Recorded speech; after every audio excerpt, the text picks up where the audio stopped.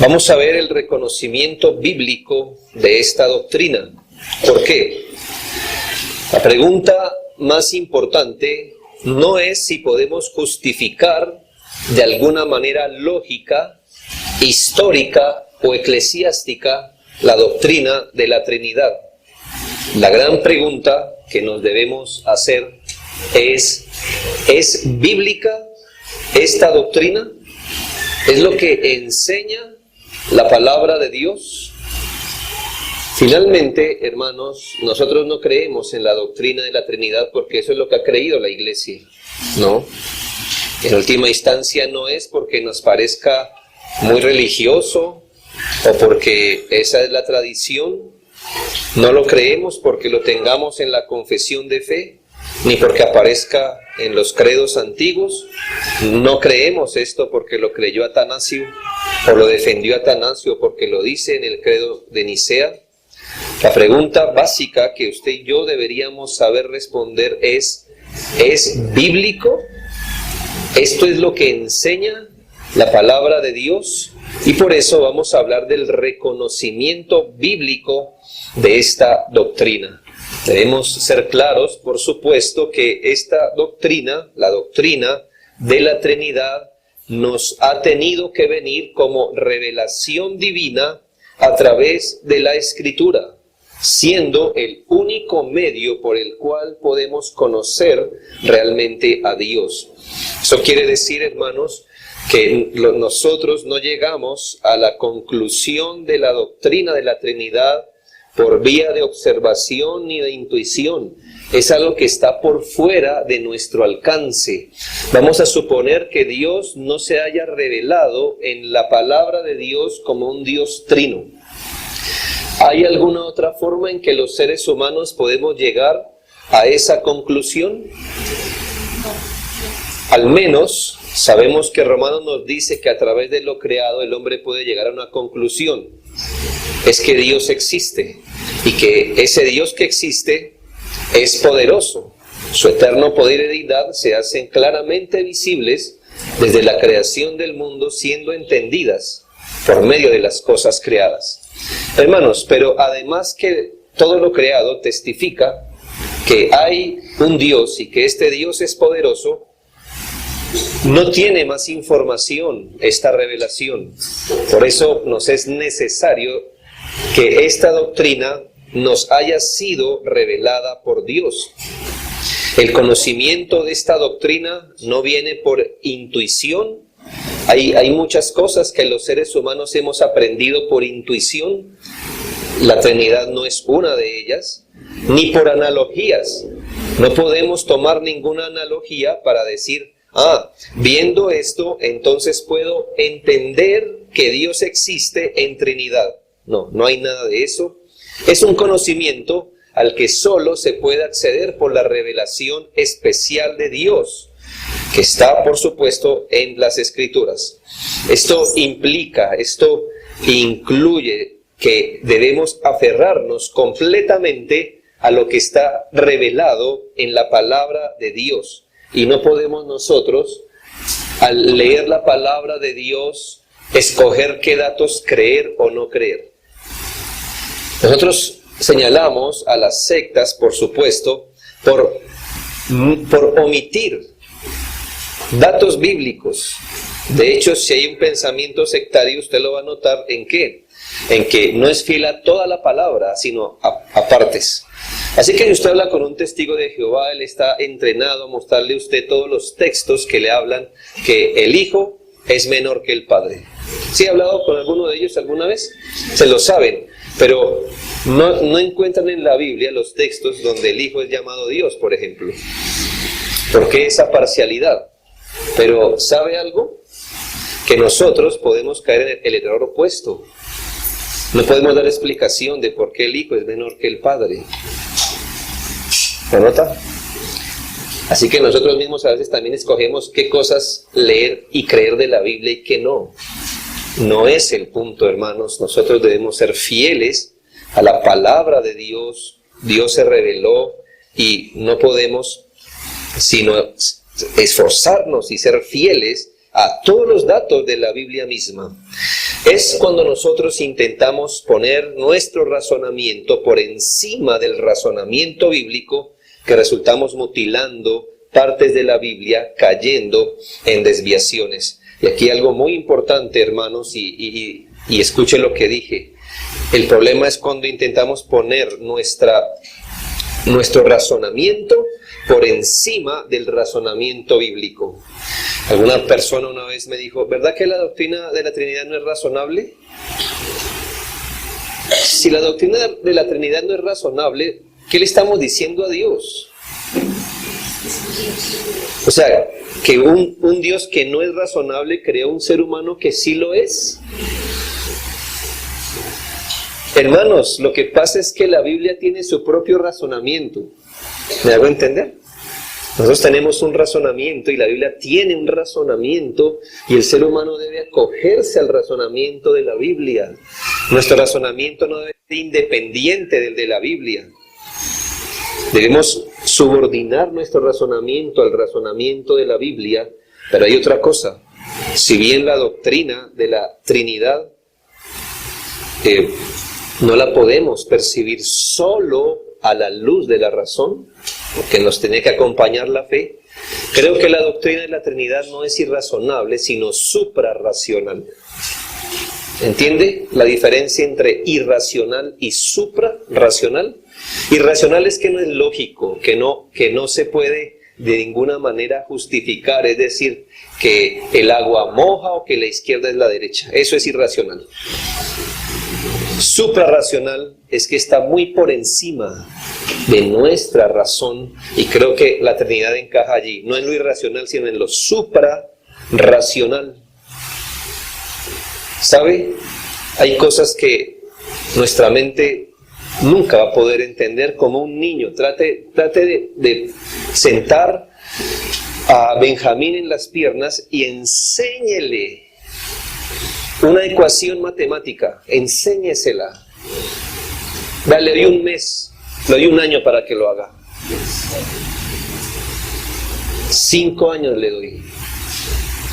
¿Y qué va a pasar con esa información en su mente? Esa información supera lo que él puede captar. Supera. No porque la información que se le dé sea irracional. Lo que pasa es que esa información supera su capacidad. Hermanos, nosotros siempre vamos a ser finitos. La existencia trinitaria de un Dios infinito siempre superará nuestra razón. Ni siquiera en el cielo usted va a decir, ¿era así? No, hermano. No, usted nunca va a dejar de ser finito. Y le comprobé en la anterior sesión que solo el Espíritu de Dios conoce a Dios. Él es el único que conoce la existencia o cómo Dios existe. Ahora, mi punto es este. Quiero desarrollar el tema para que reconozcamos que la doctrina de la Trinidad es bíblica y cómo vamos a hacer tal cosa. Vamos a soportar el reconocimiento bíblico de la doctrina de la Trinidad sobre 3 fundamentos. Primero, estoy respondiendo la pregunta, ¿cómo llegamos al reconocimiento bíblico de la doctrina? Primero, considerando las enseñanzas bíblicas acerca de la existencia de un Dios. Esta es la primera base que vamos a poner. Es decir, vamos a tener que mirar si la Biblia enseña que existe un solo Dios. ¿Ya? Entonces vamos a ir de esta forma. En la Escritura se nos presenta a manera de proposiciones la enseñanza que solamente existe un único Dios. Este único Dios no solamente es único, sino es uno. Ya veremos. Además, por medio de mandamientos y advertencias, se nos señala que creer y adorar a más de un Dios es pecado. Entonces, por un lado nos enseña que solo existe un Dios. Por otro lado nos enseña que creer y adorar a más de un Dios es pecado. Así que esta va a ser la primer base sobre la que vamos a reconocer bíblicamente esta doctrina. Segundo, vamos a considerar las enseñanzas bíblicas acerca del Padre, del Hijo y del Espíritu Santo. Es decir, vamos a vernos obligados a considerar lo que la Biblia nos habla particularmente del Padre, del Hijo y del Espíritu Santo. ¿Qué datos nos da la Biblia acerca de ellos? Cuando analizamos bien, encontramos que la Biblia señala al Padre, al Hijo y al Espíritu Santo con atributos propios de Dios. Y esto lo vamos a tener que justificar. No solamente se les reconoce atributos que son propios de Dios, sino que se les rinde adoración como Dios. Entonces, primero, ¿qué vamos a justificar? Que solo existe un Dios. Luego vamos a tener que pasar por qué enseña la Biblia del Padre, del Hijo y del Espíritu Santo. Vamos a notar que la Biblia les llama Dios y se les da adoración como Dios. Y entonces mi pregunta es, ¿cuál de los dos datos vamos a escoger? ¿Con cuál nos vamos a ir a la cama tranquilos en nuestra mente? Que hay un solo Dios, pero al Padre se le llama Dios, al Hijo Dios y al Espíritu Santo Dios. ¿Qué hacemos, hermanos? ¿Vamos a endiosar esta mañana nuestra mente? ¿Vamos a decir, si no me cabe en la mente, no lo creo? Hermanos, son datos bíblicos. Y sea Dios veraz y todo hombre mentiroso. Y tercer columna por la que vamos a reconocer la doctrina bíblica de la Trinidad es considerando la revelación progresiva de la misma. ¿Eso qué quiere decir? Que, como hemos hablado muchas veces, Dios se reveló Él mismo y reveló sus obras de forma progresiva. Como siempre le pongo el ejemplo, Dios no sentó a Adán encima de una piedra y le dictó toda la Biblia para nuestra comodidad. No. Todo esto fue un proceso. Dios empezó a revelar. Dios empezó a dar a conocer progresivamente, y vamos a corroborar desde el Génesis en adelante cómo Dios iba revelando más información de Él, hasta llegar a una revelación completa en el Nuevo Testamento, donde ya fue muy obvio para el Señor, por ejemplo, hablar de bautícense en el nombre del Padre, el Hijo, el Espíritu Santo, cosas así. ¿Cómo hemos llegado hasta allí? Pues desde una revelación progresiva. Así que estas son nuestros tres pilares, nuestras tres columnas sobre las que vamos a reposar este reconocimiento de la doctrina de la Trinidad. Bien, primero, Dios es uno. Nuestra primera columna, dije que íbamos a mirar que la Biblia enseña esta verdad. Aquí es necesario tener en cuenta que cuando decimos que Dios es uno, podemos estar haciendo referencia a dos verdades, tanto que Dios es único, ¿sí? Cuando usted dice Dios es uno, puede tener en mente esto, Dios es único, y cuando decimos único, significa que no hay más que un Dios, no hay más, es único. Pero allí hay muchas religiones que tienen sus dioses, sí, póngale dioses con D minúscula, pero son dioses que el hombre ha inventado, son seres a los que el hombre le ha atribuido deidad, pero objetivamente hablando solo hay un Dios, Dios es único. Pero además, cuando decimos que Dios es uno, estamos diciendo que esencialmente, hablando esencialmente, Él es uno, y eso vamos a mirarlo esta mañana. Ser único significa que hacia afuera de Él no existen más deidades, no hay más dioses, no hay más seres a los que se le pueda llamar cierta y objetivamente Dios. ¿Qué dice la palabra de Dios en Isaías 45:5? Yo soy Jehová y ninguno más hay. No hay Dios fuera de mí. En estas frases categóricas, no hay ninguna duda. Y aquí está hablando Dios mismo. ¿Y qué dice Él de sí mismo? Yo soy Jehová y ninguno más hay. O sea, no hay más Jehovás, no hay más Dios fuera de mí. Isaías 45:22 dice: mirad a mí y sed salvos todos los términos de la tierra, porque yo soy Dios y no hay más. Y entonces aquí la palabra de Dios nos enseña que afuera de Dios, fuera de Dios, no hay otro Dios. Él es único. Estamos viendo que Dios es único. Estas palabras indican el carácter único de la existencia de Dios. Hay un solo Dios que hizo el mundo, que se ha revelado en la Escritura, que es el Salvador, y Jehová es su nombre. Así que, objetivamente hablando, no existen más dioses. Existen dioses en el sentido subjetivo, a los que los hombres llaman dioses, pero no dioses en el sentido objetivo de la palabra. En Jeremías 10:10, el profeta hace una aseveración dogmática y, por así decirlo, discriminatoria. Nada tolerante, por decirlo así.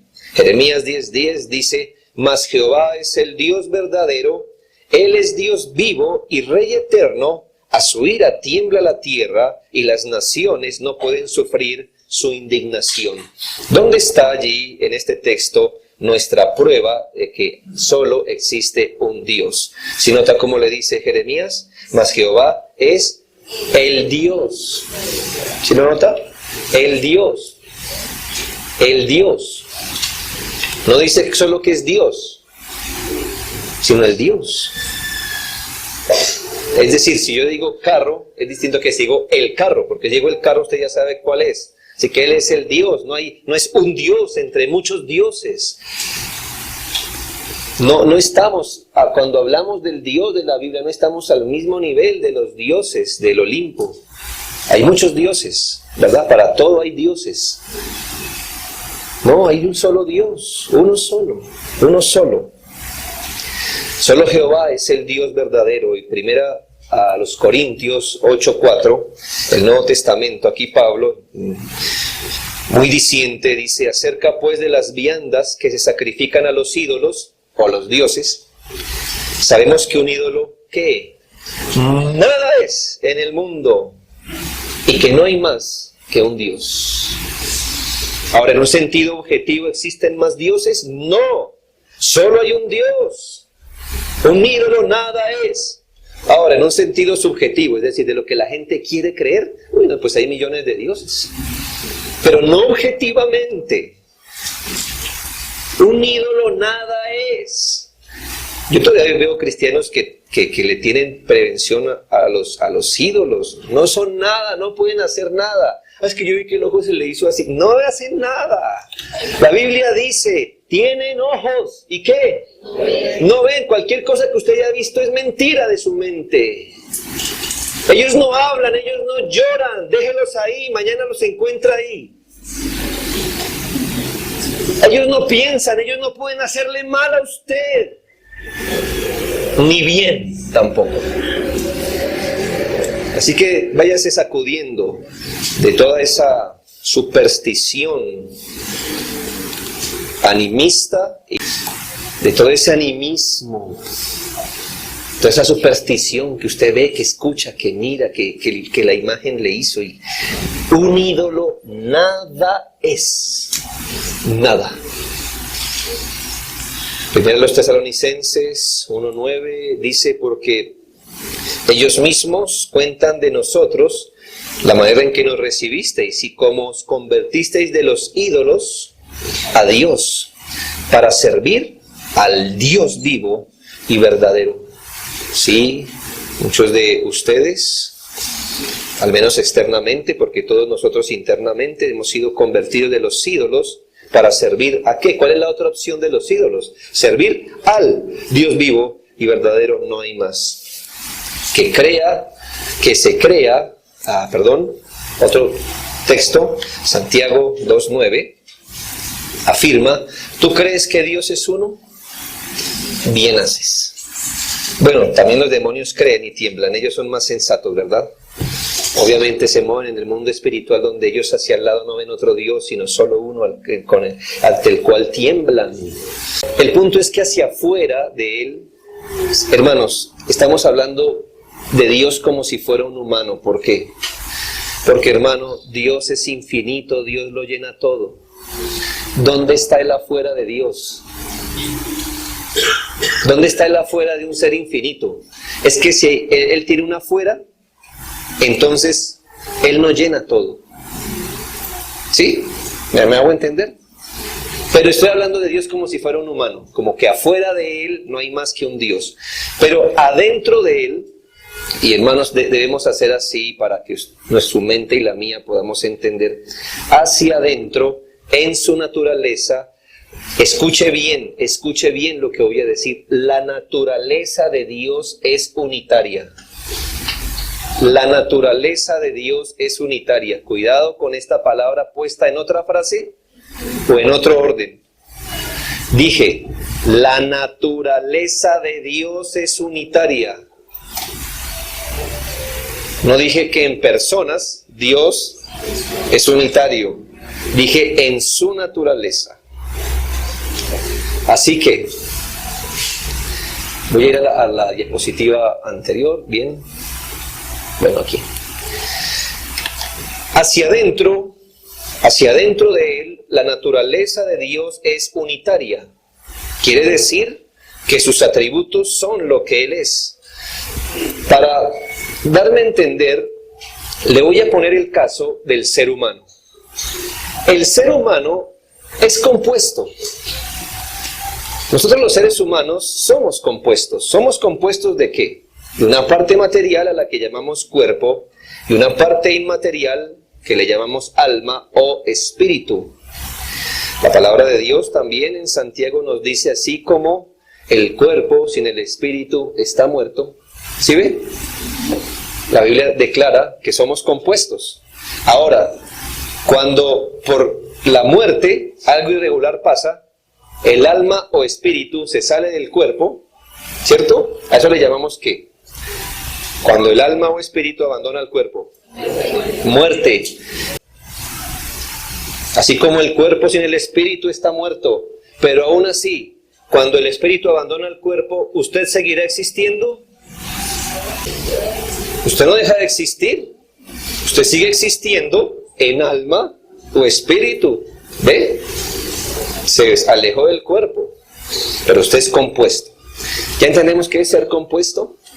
Cuando pensamos en Dios, su naturaleza no es compuesta.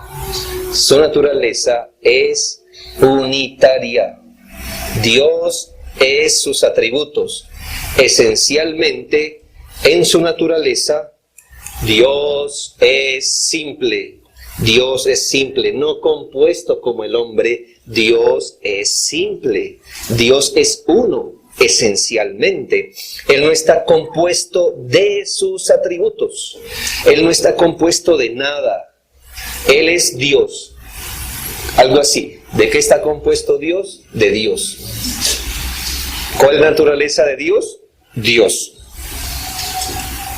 ¿Nosotros de qué estamos compuestos? Cuerpo y alma o espíritu. Pero Dios es Dios. Y así la Biblia nos enseña a pensar de Él. De esta respuesta se han escrito libros, hermanos. Pero note al menos cómo Dios se define a sí mismo cuando Moisés le dijo, cuando yo vaya al pueblo de Israel y les diga de parte de quién vengo, ¿qué debo decir? Y el Señor dice, dígales que yo soy el que soy. ¿Cómo le parece esa frase? Simple, ¿verdad? Simple, reducida al máximo. Es decir, dígales que yo soy quien soy, o se puede traducir, yo soy lo que soy, o también yo seré el que seré, no importa, el punto es que yo soy. Ese es Él. ¿Cómo definir más a Dios? Él mismo se definió como el yo soy. En el estudio de la doctrina de la Trinidad vamos a enfatizar no solo que Dios es uno, para que no nos digan que es que creemos en tres dioses. No, Dios es uno, único. Pero también debemos ver que Dios es uno esencialmente. Hacia afuera es único, hacia adentro es simple. Esencialmente. La palabra de Dios en Deuteronomio 6:4 dice este famoso dicho, claro, del Antiguo Testamento, que se les enseña a los niños, que a uno que empiezan a aprender a pronunciar palabras. Los judíos le enseñan el famoso Shema Israel. Oye Israel, Jehová nuestro Dios, Jehová uno es. La primera lección para un niñito judío, pero escucha Israel, Jehová nuestro Dios, Jehová uno es. Uno es. Lo que pasa es que este texto, hermanos, es de lo más complejo, en verdad, y se lo voy a decir por qué, porque así superficialmente, no, y de hecho son las palabras que utiliza, nos está diciendo que Jehová nuestro Dios, Jehová es uno. Así que lo podemos interpretar que si afuera de él no hay más que un Dios, y él es un Dios simple. Pero, adelantándome un poco a la revelación progresiva de la Trinidad, quiero que note estas cosas. Quiero que note estas dos palabras, Dios y uno. ¿Está bien? Jehová nuestro Dios, Jehová uno es. Es de lo más interesante, hermanos, porque la palabra Dios, cuando se refiere a Dios, a nuestro Dios, en la Biblia, usa la palabra Elohim. Lo que pasa con la palabra Elohim es que es un plural. ¿Me entiende? Cada vez que en nuestra Biblia aparece la palabra Dios, usa la palabra Elohim. La palabra Elohim no es singular, es plural. A esto los estudiosos le llaman un plural de majestad. Jehová uno es. Para que usted se vaya dando cuenta que Dios desde el comienzo, cuando se reveló él mismo, se empezó a revelar de una forma que es uno, por supuesto, pero nos dejaba ver algo más. Lo otro interesante es la palabra uno, que es la palabra ejad. Y esta palabra ejad, solo le quiero colocar dos ejemplos para que usted entienda que aquí uno no es uno aislado como único, sino uno en unidad. Es la palabra que se usa en Génesis 2:24, donde dice: dejará el hombre a su padre y a su madre, se unirá a su mujer y serán una sola carne. Y aquí usted piense, hermanos, estamos hablando que cuando dos seres se casan, literalmente vienen a fundirse en uno solo. Es decir, teníamos dos ciudadanos y ahora quedaron compactados. Esa es la palabra uno. Si ve que no es uno en el sentido único, sino uno de unidad. Uno de unidad. También Nehemías 8:1 dice: y se juntó todo el pueblo como un solo hombre. Quiere decir que todos así se fundieron como... ¿Usted ha roto un termómetro? ¿Se ha visto el mercurio cómo salen muchas pepitas? Y luego cuando usted las une, ¿cómo se queda? Como una sola. Esa es la imagen que tenemos de que el pueblo se reunió como un solo hombre, que todos hicieron una masa así. No. Es uno en unidad. Ahora sí, con esa información podemos ir a Deuteronomio. Jehová nuestro, Eloheinu, Jehová uno es. Pero ¿cuál es mi punto? Dios es único, es uno, pero es uno de forma especial. ¿Ya? Dios existe como solo Dios existe. Por eso le digo que no hay ninguna analogía que ni siquiera se le parezca, nunca la use. ¿Cómo existe Dios? Yo le voy a decir cómo Dios existe. Como Él existe, así. Dios existe como Él existe.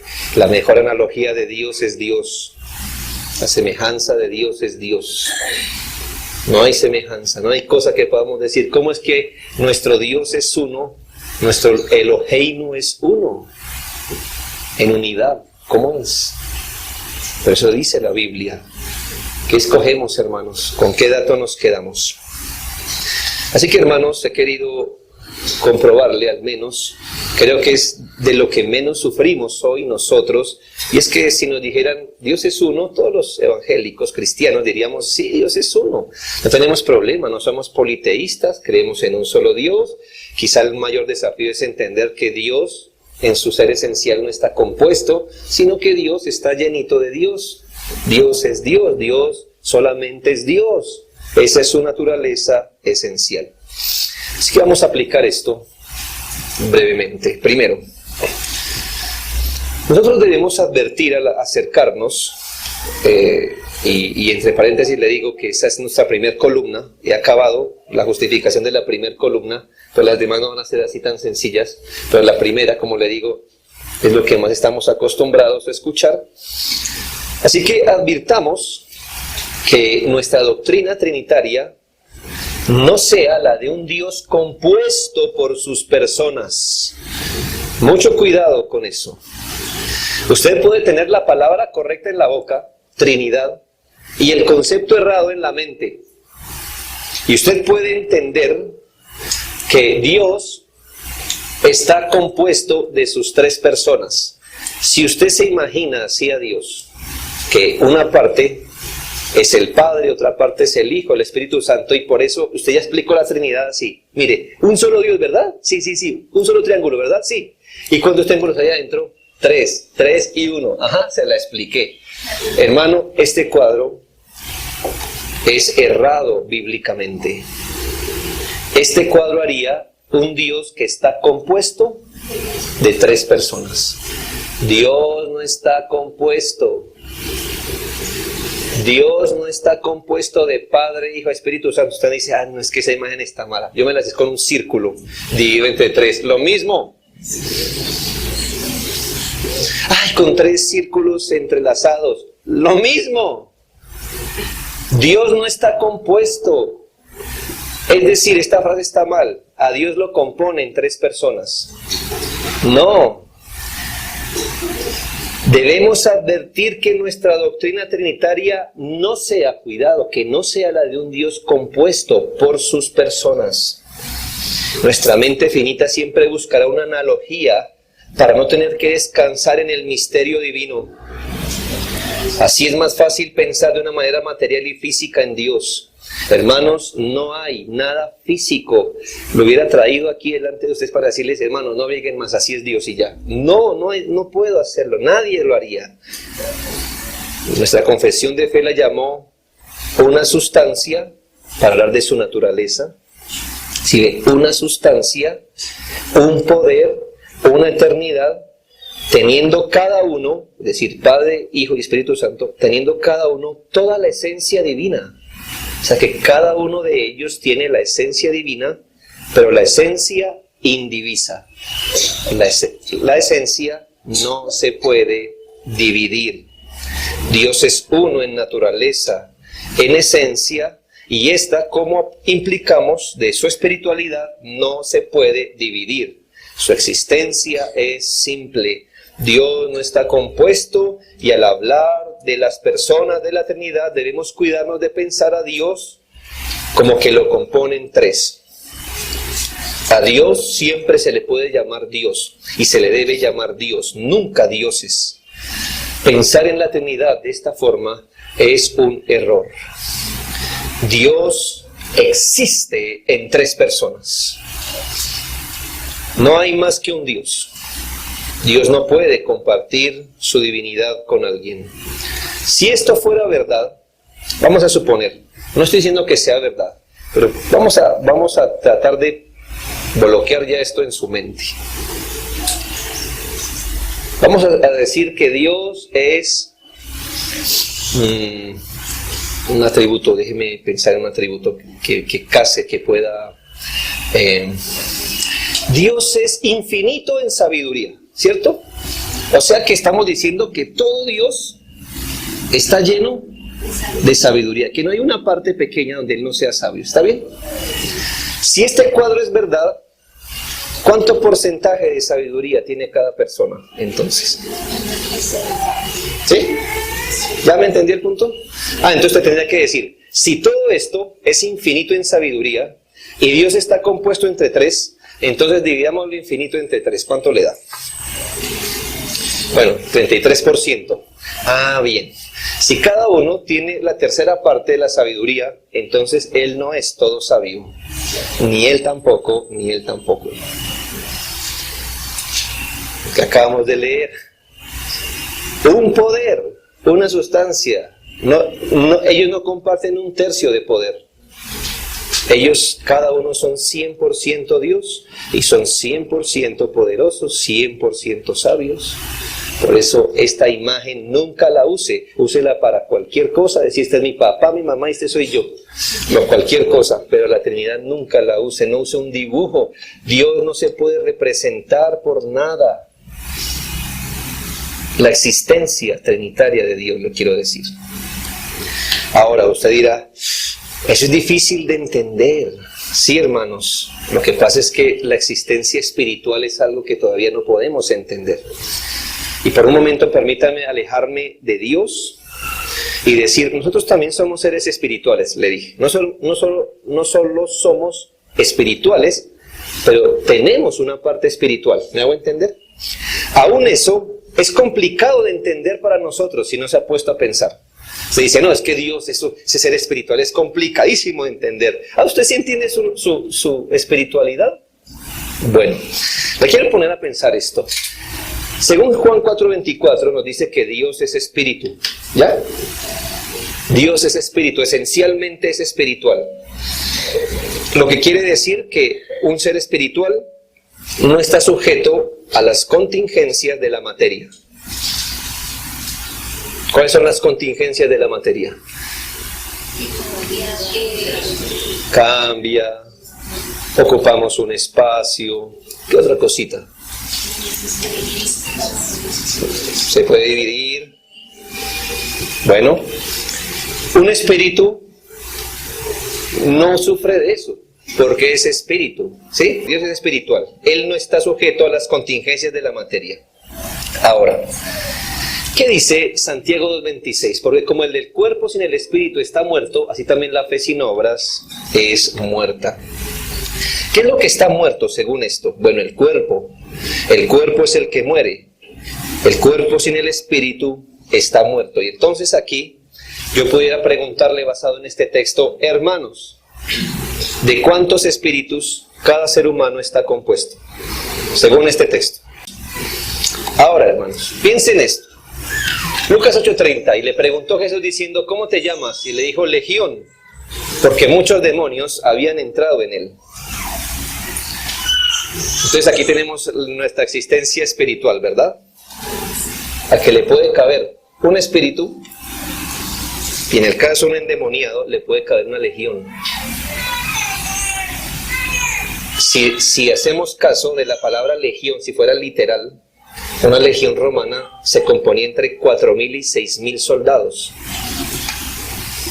Así que ese hombre estaba lleno de espíritus. Entonces, ¿cuántos espíritus le caben a un hombre? ¿Ve que ellos no están sujetos a las contingencias de la materia? ¿Le puede caber uno? ¿O puede caber cuántos? Una legión. Sí, entonces, ¿cómo son los espíritus así chiquitos? Que no están sujetos a las contingencias de la materia. No tienen estatura. ¿Ya? No son cuerpos pequeños. Son espíritus. No se pueden ver, oler, tocar.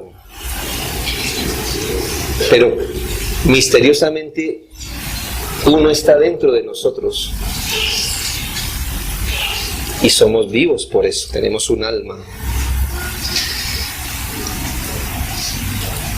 La existencia espiritual es misteriosa para nosotros.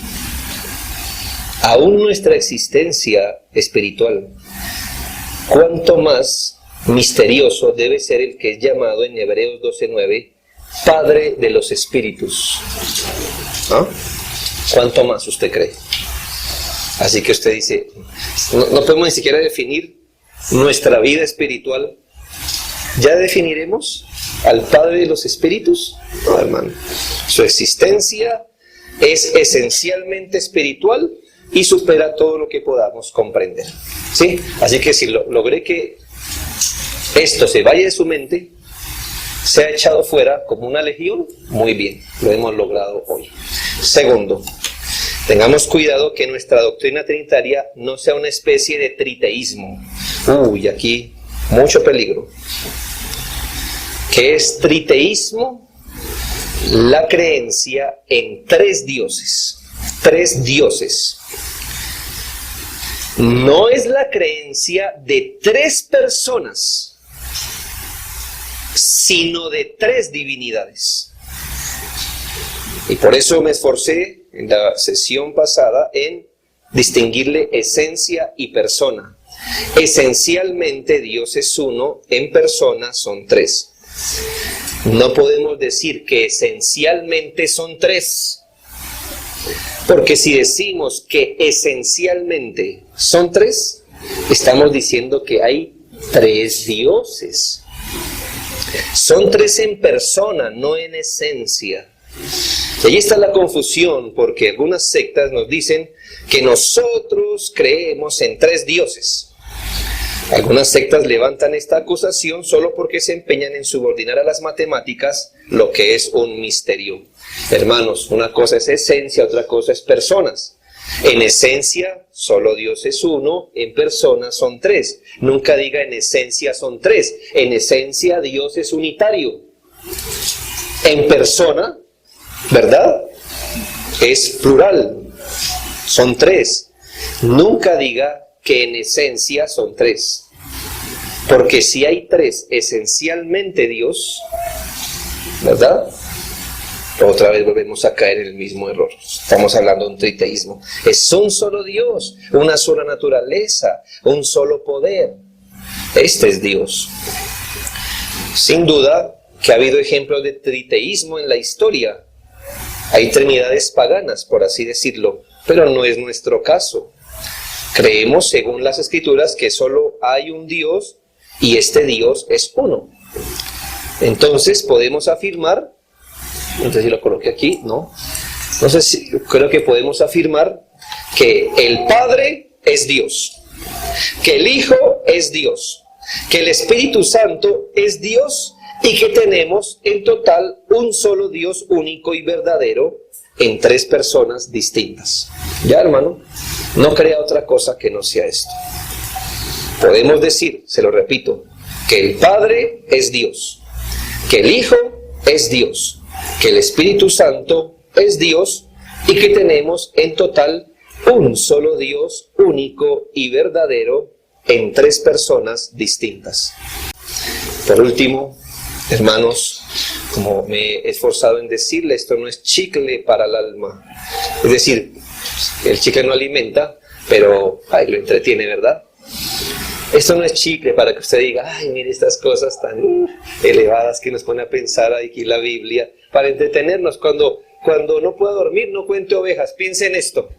No, hermano. Dios se reveló con un propósito. Su existencia trinitaria, después lo veremos, tiene una utilidad. Pero hemos de entender que el fundamento de la verdadera adoración, de la verdadera salvación, fe y adoración, es la creencia en un solo Dios. Déjeme explicarle esta frase, que no podemos ser salvos verdaderamente a menos que creamos en un solo Dios, que nuestra vida de fe no podrá ser cierta a menos que creamos en un solo Dios, y nuestra adoración no es posible a menos que creamos en un solo Dios. Un solo Dios, creemos en un solo Dios, somos monoteístas, hermanos. Y el que no sea monoteísta no puede ser salvo. Bueno, monoteísta en el Dios verdadero, ¿no? Usted puede ser monoteísta de un Dios falso, pero del Dios verdadero. Quien no crea en el único Dios verdadero y en Dios como uno y único, no puede ser salvo, no podrá tener una vida de fe y no podrá adorar a Dios. Eso es tan relevante como esto. Quiere decir que cualquier persona que no crea esto, no será salva. No lo será, porque el Dios que se reveló en la Biblia es uno y único. Nadie es salvo por aproximación a esta doctrina. Somos salvos creyendo esta doctrina. ¿Sí? No es casi creo eso. Sí, pues casi se salva.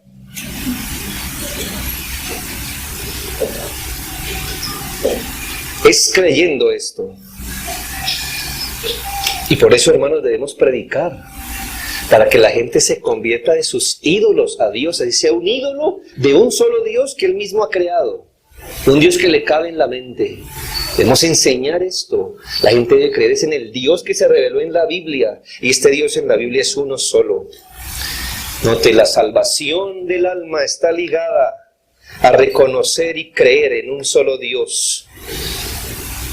¿Qué dice? ¿Cuál es el fundamento de este llamado? Isaías 45:22. Mirad a mí y sed salvos todos los términos de la tierra, porque yo soy Dios y no hay más. ¿Sobre qué base el Señor llama a la gente a la salvación? Mírenme a mí y sean salvos. ¿Por qué? ¿Por qué deben verme a mí y ser salvos? Porque yo soy el único, ¿sí ve? La salvación del hombre está sujeta a su creencia en Dios como único y solo Dios. Nadie es salvo por aproximación a esta verdad. No podemos darnos el lujo de triteísmo ni de politeísmo y aún así pretender salvación. No. Primera Tesalonicenses 1:9. Ellos cuentan de nosotros la manera que nos recibisteis y cómo os convertisteis de los ídolos a Dios para servir al Dios vivo y verdadero. Así que la salvación del alma está ligada a reconocer y creer en un solo Dios. Segundo, el fundamento de la verdadera adoración es la creencia en un solo Dios.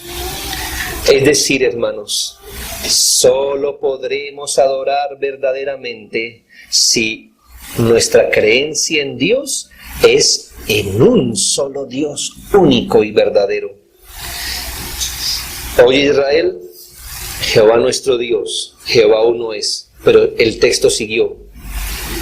Y amarás a Jehová tu Dios, a ese Dios que es uno, y amarás a Jehová tu Dios de todo tu corazón y de toda tu alma y con todas tus fuerzas. Usted puede practicar el versículo 5, pero si le falta el 4, cae en idolatría. Usted puede amar un ídolo con todo el corazón, alma, mente, ser devoto de un Dios que usted se inventó. Esa no es adoración. Por eso antes de decirnos Dios que le amemos, se presenta algo así como: este es el Dios que usted debe amar. El Dios que usted debe amar es uno y único. Ahora sí, si es de este Dios que estamos hablando, le amarás con todo tu corazón, alma, mente. Nadie puede adorar a Dios si no cree en un solo Dios y en este Dios que la palabra de Dios revela. No amamos ni servimos a tres dioses, sino a uno. Antes de demandar servicio y adoración, Dios aclaró quién era Él. Por eso la Biblia condena la adoración sin conocimiento. Vosotros adoráis lo que no sabéis. Ese fue un regaño a la samaritana. Usted está fuera del plan de salvación. Usted adora lo que no sabe. Entonces debemos saber a quién adoramos. Es la adoración fundamentada en la correcta creencia de Dios la que es verdadera. Y por último, hermanos, qué texto tan precioso este. Porque nuestra vida de fe, nuestra perseverancia y triunfo final se hallan en la fe de Dios como uno.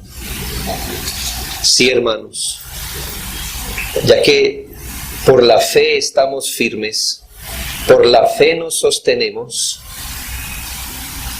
es necesario saber la fe en qué. Nuestra fe en Dios. Pero ¿en Dios cuál Dios? En Dios como uno. Nuestra vida de fe, nuestra perseverancia y triunfo final se hallan en la creencia de Dios como uno. Judas 24 y 25. Y aquel que es poderoso para guardaros sin caída y presentaros sin mancha delante de su gloria con gran alegría, al único Dios, al único y sabio Dios, nuestro Salvador, sea gloria, majestad, imperio y potencia, ahora y por los siglos. Amén. ¿Quién debemos, hermanos? La perseverancia, la fuerza y el triunfo final de nuestra fe. A cualquier cosa en la que pongamos la fe, no importa en quién creas, de que crea con harta fuerza, lo importante es la fe. Si tuvieres fe, no, usted puede tener millones de toneladas de fe puestas en un Dios falso, se condena. Pero si tuviera fe como un grano de mostaza puesta en el único Dios verdadero, es poderoso para guardarlo sin caída, presentarlo sin mancha, con gran alegría ante el trono de la gracia. Y al sea la gloria y majestad, imperio y potencia, y ahora y por todos los siglos. Amén. Oremos.